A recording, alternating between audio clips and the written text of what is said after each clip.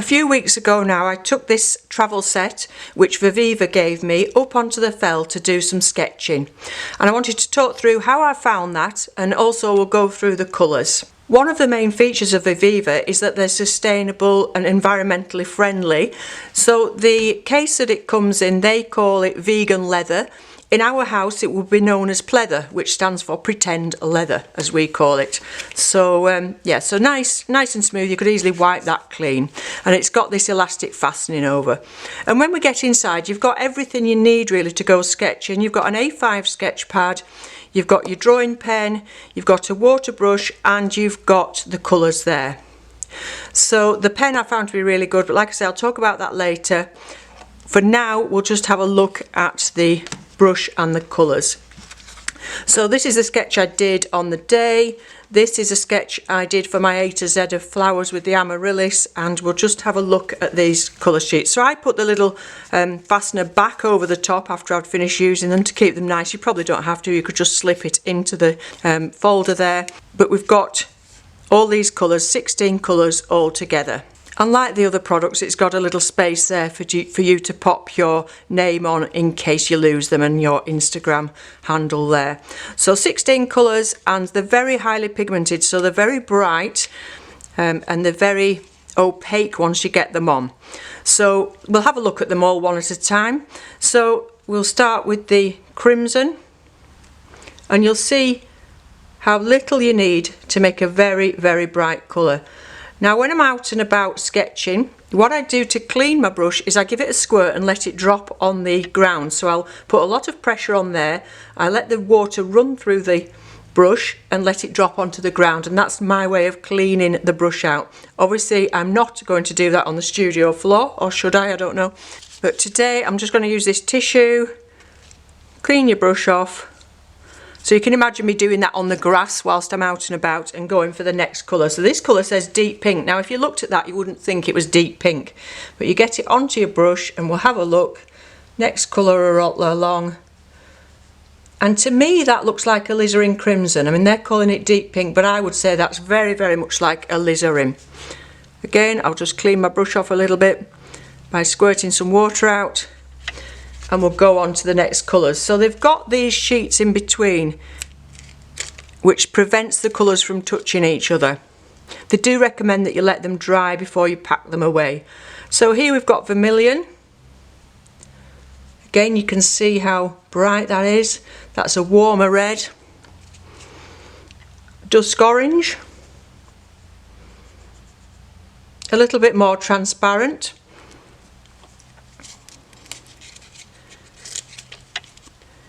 Chrome yellow,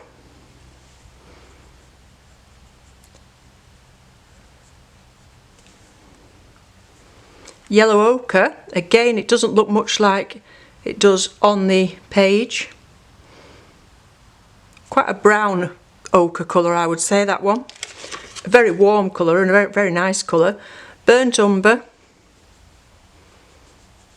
Again, a lovely rich colour, that one. I'm hoping the camera picks up just how rich and warm that is. Burnt sienna.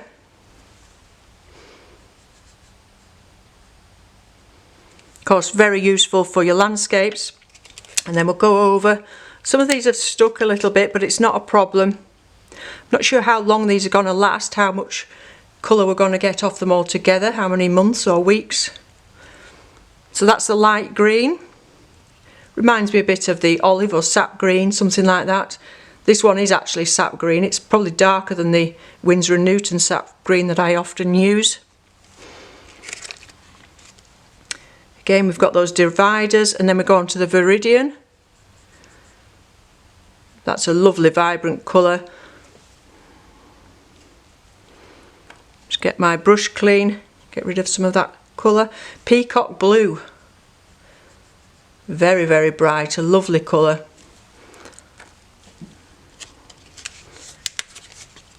Persian blue. There's not a lot in those two.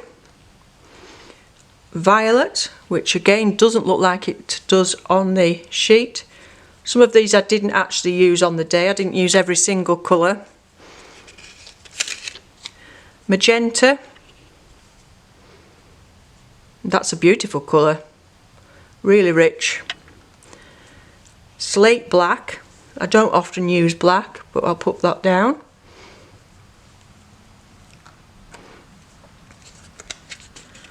And that's the last one. So at the back here you've got a little space where you can mix your colours if you want to, and you can mix them on here. You'll see I didn't really do that, I just mixed the colours more on the paper. So if it was really wet you might want to leave that out to dry. As I was sat on the fell on a sunny day and I left it there, it soon dried because it was sunny and windy on the top of the fell.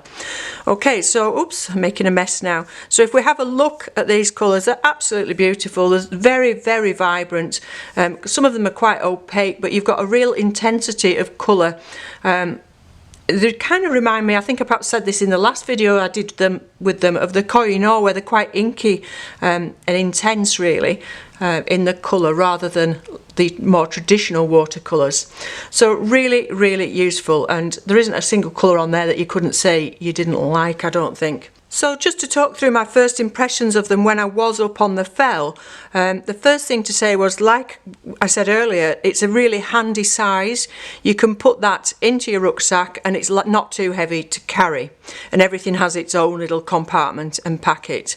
The brush itself, as you can probably tell from when I've been putting those colours on, has got a nice fine tip and it's very easy to use. The only complaint I would have about this compared to my Derwent ones, the only ones of these that I've normally used in the past have been by Derwent. I don't own any others other than Derwent apart from this one, is that it's quite rigid, it's quite hard to press there to get the water out. You've got to put a lot of pressure on. Some of you may know from previous videos I've got this thing called Viking's disease in my hand. It gives me a bit of a problem really with grip and with pressing things, so I did find that quite tricky. So if you've got arthritis in your hands, it might be something just to keep in mind with this brush. It's quite stiff, but the lid clips on well, it's not going to leak, and I did find that I did the whole picture with just one fill of water. I didn't have to refill it. I do always have water with me in case I need to refill it, but also I have water with me for drinking, so it's, you know, it wouldn't have been a problem if it had run out, but just to let you know, I did the whole sketch without refilling it. The pen is really nice. I liked the pen a lot. So it's not anything I've heard of, but it says it's water-based. It doesn't say about it being water fast, but it was, you know. Again, because I was up on the fell, the ink would dry very quickly because it was sunny and windy, so it would dry very, very quickly. But it's a size 5, which is a good medium size for doing any general kind of sketching, and it worked really well. It was a nice tip to it. So nothing to say about the pen other than it was really nice. Again, the paper's really nice. I do like this, which is why I used it for this one that I did for a short. This was the A for Amaryllis. I'm doing an A to Z of flowers. I'm not putting a time on that. I'm just doing them when I get the, you know, when I have time, 5 minutes in between other jobs. I'm going to do an A to Z of flowers on shorts. So this is the sketch. I'll just turn it round now. You can see it's very, very bright because I kind of went into it as I would have done with my normal travel set, the Senneliers, which I use when I'm out and about. So the colour was quite intense. I ended up putting in a lot more water on the sky to try and calm that down a bit because it was a very sunny day, so it was a very pale blue sky. A lot of colours washed out as you go across into the bay. So the intensity of the colour, it was obviously autumn colours at the time. So I used a lot of water to try and perhaps knock that back a bit and not be quite so intense.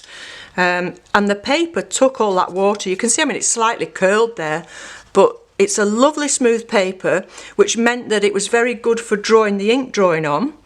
So, and I did quite a detailed ink drawing because I wanted to try the pen out. But like I said, because it's so smooth, it was easy to do a detailed drawing. So if you wanted to do a very detailed sketch, you can do. And then when with the colours, putting loads and loads of water on, this paper didn't mind at all. So that's really a very good plus point for this, is the paper itself. So if we look there, it doesn't really tell us much about the manufacturer of the paper, whether they get their things from other people or, you know, it's all made by them, I'm not sure. So you've got 24 leaves, which equivalent to 48 pages. I don't often draw on the back, to be honest with you.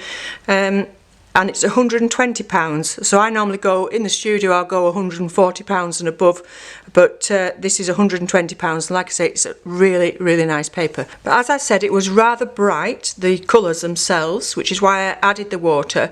So I had that in my mind that when I got back to the studio, I needed to be a lot more subtle with my colours.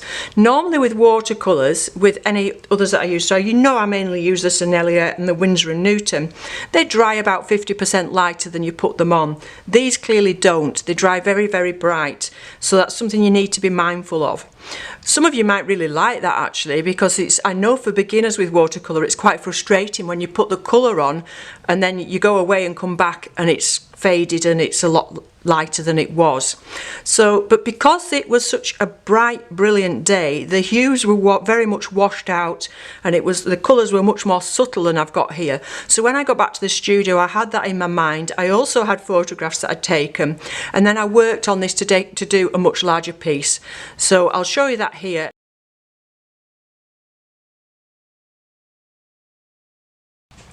Okay, so yes, so do your sketches, bring them home and work from them, and work from your photographs as well. I did have a go at lifting some of the colour out, and that wasn't too easy. I did lift some out with a tissue, as you can see here, and the colours do tend to stain the paper a little bit. One thing I would say is they don't go muddy on the page, so when I put the pinks in the blues and the sky, they remain just, even though they're over the top of each other, you can still see they're very distinct. They're very good for layering up and putting on top of each other without becoming too muddy. Because this was such a long time ago, I did make notes at the time, and I'm just looking back at them now, and one thing that I'd written down was about the worry of this blowing away. It's very, very light, and if you're busy working and you pop that to the side, the wind could take it obviously, and obviously the pages are flapping about, so it did get a little bit fiddly. I did have to have gloves on because it was a very bitterly cold day, so that made it a little bit more fiddly too. Perhaps a good idea would be to take a paper clip with you, and so you can clip the page that you the colours that you're on with at that time. I ended up putting it underneath a rock to hold it down. So I'll just get my Sennelier set. Excuse me, I'm just reaching across. So as you know, I normally take this one with me when I'm out walking, and I just sit it on a rock next to where I'm sitting, and I don't have to worry about it blowing away, and the colours are all there and the palette's there. So in terms of it being fiddly to hold, I think this is a little bit of a problem with this. And that's the only other drawback really. So two things was the pen's a little bit difficult to push, and this I worried about it blowing away. So I'll just pop that back on and pop that back in there. So with the pad itself, obviously once that's full you could easily replace it. You just need to buy an A5 size that's got a nice backboard that you can pop into there, that you can slide in, and you can remove this one and put another one in, so it's something that you can use for a long time. And obviously you could use it as a little set to take to college. It doesn't have to be for when you're out walking and things. You could take it to school and college or anything else that you're doing, and it's very, very handy to carry around with you. Because old habits die hard and we all have our favourites and routines that we get into, I think I will continue taking my Sennelier travel set with me. Mainly because, as well as the fact that I can sit it down on the rock, that's all I really have in my rucksack, with a tiny little sketch pad. So what I'm going to be using this for is for doing more shorts for you in ink and watercolour, just some nice little sketches like the one I did of the flower, and looking at, these colours, we can use all those colours for doing flowers and things, and I've obviously also got the other sets that we can do some flowers with too. Before I go, I'll just talk about the painting that I did back in the studio. So that was done on board. I put a gesso on that first, and then a ground in soft-bodied acrylic. I use the soft-bodied acrylics from Liquitex. They flow quite nicely, and I use a big brush that's a big flat brush to do my own works there, and then I do some drawing on top with some acrylic painters. So that's just a little bit about my own work and that finished piece that I did after I'd done the sketch here. Okay, so all in all, yes, this is a really handy set. It's a fun set, vibrant, bright colours with really, really good paper.